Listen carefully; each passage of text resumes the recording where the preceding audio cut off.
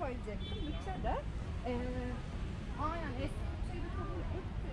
Bir tek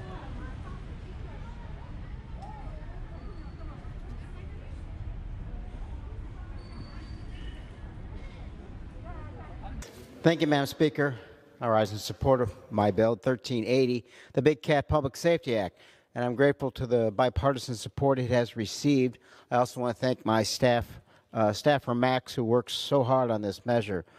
The Big Cat Public Safety Act has been endorsed by the Fraternal Order of Police, the National Sheriff's Association, and numerous other state and local law enforcement agencies. Because 500-pound carnivores pose a serious and very real threat to first responders, law enforcement officers, entire communities around the country. The photo behind me is not staged.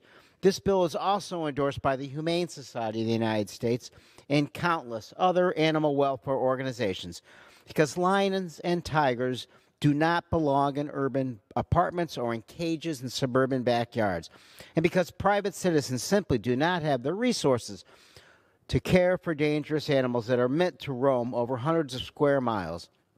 As was stated, this bill is supported by the AZA, not opposed by the Zoological Association of America, the Trade Association for Small Roadside-Type Zoos, because ripping newborn cubs from their mothers moments after their birth to use them as props in photos is already cruel enough.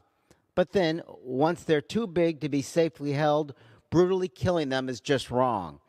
Nearly 65,000 Americans have signed a Change.org petition calling for the immediate passage of this bill, because the Netflix series Tiger King showed the world in stark relief how exploitive, dangerous, and inhumane this tiny so-called industry is.